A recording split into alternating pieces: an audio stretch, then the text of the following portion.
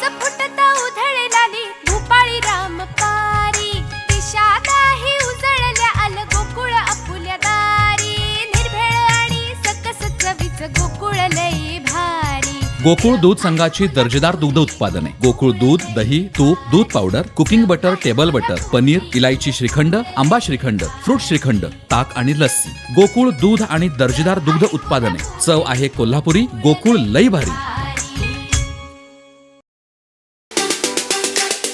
कणकवली तालुक्यातील नांदगाव गावामध्ये सरपंच यांना धमकी दिल्याप्रकरणी नांदगाव वासी आता पोलीस स्थानकात दाखल झाले आहेत।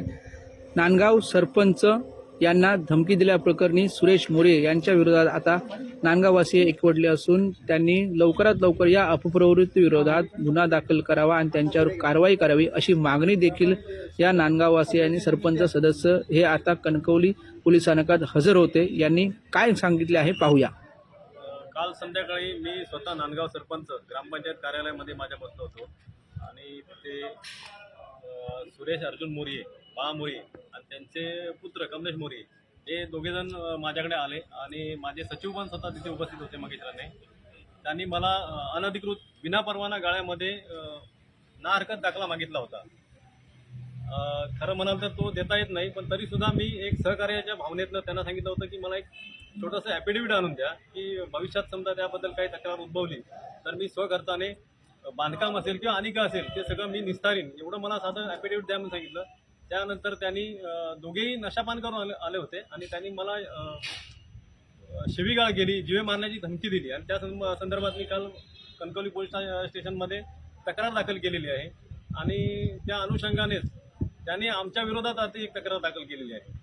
तर त्या संदर्भात आज व्यापारी संघटनेचे आपले अध्यक्ष पंढरी वांगणकर, आमचे यासीन नावळेकर, माझे सहकारी उपसरपंच इरफान साटविलकर, माझे सगळे सहकारी सदस्य इथे उपस्थित आहेत।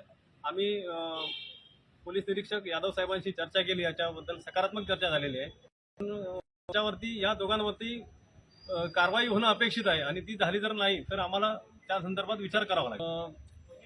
त्यांची ख्याती आता सांगायची काय म्हणण्यापेक्षा त्यांचे जे काय नाव आहे प्रत्येक सरकारी कार्यालयामध्ये जाऊन सरकारी कर्मचारी असेल किंवा गावामध्ये सुद्धा सर्वांना त्रास द्यायचा हा त्यांचा अजेंडा आहे आणि वेगवेगळ्या प्रकारचे गुन्हेही त्यांच्यावरती दाखल आहेत।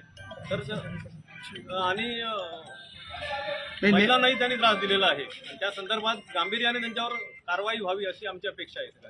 ही त्यांच्यामध्ये उपजतच आहे असं वाटतं आणि त्या संदर्भात कारवाई व्हावी यासाठी आम्ही सगळे इथे आलेलो आहोत।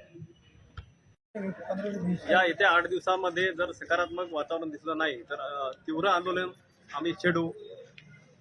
व्यापारी संघटना असेल, रिक्षा संघटना असेल आणि समस्त नांदगाववासियांना घेऊन तीव्र आंदोलन छेडण्यात येईल याची यांनी नोंद केली। असं म्हणणं आहे की उद्या कधी असं त्यांना कधी हात कोणी त्यांना बाळा मोरे यांनी हात लावला किंवा त्यांच्या घरी येऊन त्यांना मारलं तर याची जबाबदारी कोण घेणार? यासाठी आम्ही पोलीस स्टेशनला आला, कारण शेवटी त्यांच्या पण जीविताला धोका आहे। त्यासाठी आम्ही त्यांची कंप्लेंट करायला आलो। आमचे दिवसभरातले सर्व अपडेट्स, ताज्या घडामोडी आणि थेट लाईव्ह पाहण्यासाठी सबस्क्राईब करा, लाईक करा कोकणचं नंबर 1 महा चॅनल कोकण 7 लाईव्हचं YouTube चॅनल।